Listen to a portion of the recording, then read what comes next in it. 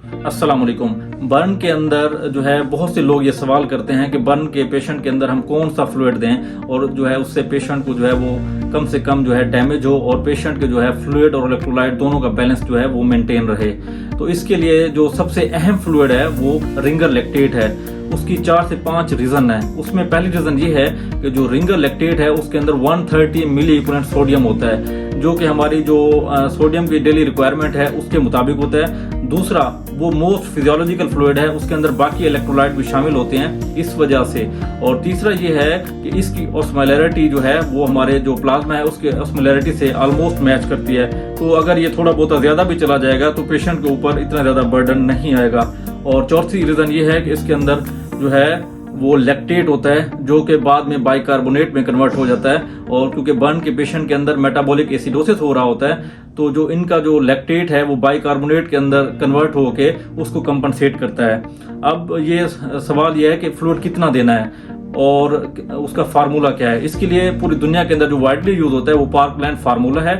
उसमें यह है कि 4 ml पर kg मल्टीप्लाई बाय उसका जो बॉडी सरफेस एरिया है कि कितने % उसका बॉडी जो है वो जल गया है। ये हम कैलकुलेट करते हैं 24 आवर्स का फ्लूइड। और इसके लिए जो फ्लूइड ऑफ चॉइस है वो रिंगर लैक्टेट है। इसका जो है जितना भी फ्लूइड आता है उसका जो हाफ फ्लूइड होता है वो पहले 8 घंटे के दौरान लगाते हैं और बाकी जो हाफ फ्लूइड होता है वो 16 घंटे के दौरान लगाते हैं। इसके पीछे भी प्रॉपर पैथोफिजियोलॉजी है कि ऐसा क्यों है।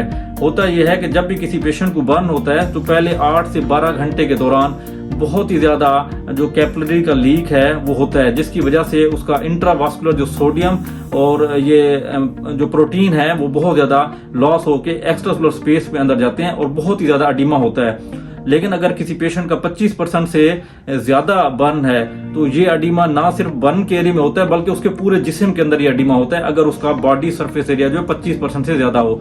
तो इस वजह से पहले 8 से 12 घंटे के दौरान जो फ्लूइड का लॉस है या जो प्रोटीन का लॉस है वो बहुत ही ज्यादा है। यानी पहले 8 से 12 घंटे के दौरान बहुत ही ज्यादा अडीमा के चांसेस होते हैं। तो इस फ्लूइड को रिप्लेस किया जाता है हाफ फ्लूइड को पहले 8 से 12 घंटे के दौरान, ताकि वो पेशेंट हाइपोटेंशन में और शॉक में ना जाए। 12 घंटे के बाद पेशेंट का जो फ्लूइड लॉस है वो इतना नहीं होता, इसलिए बर्न के पेशेंट में जो 12 घंटे के बाद वो फ्लूइड है वो हम हाफ फ्लूइड लगाते हैं जो कि पार्कलैंड फार्मूले से बच जाता है। और इसमें जो है दूसरी अहम बात है वो ये है कि इसके अंदर जो फ्लूइड का है वो बोलस लगा देते हैं लोग। ऐसा बिल्कुल नहीं करना। बर्न के पेशेंट को फौरन जो है ऐसे इन्फ्यूजन जो है रैपिडली नहीं चलानी। पहले 12 घंटे के दौरान जो हम उसको पहले 8 घंटे के दौरान जो उसको हम हाफ फ्लूइड दे रहे हैं वो स्लो कंटिन्यूस इन्फ्यूजन के अंदर उसको देना है, ताकि एक तो उसकी परफ्यूजन भी बेहतर रहे और दूसरा उसको जो है अडीमा है वो भी वर्सन ना हो। Thank you so much.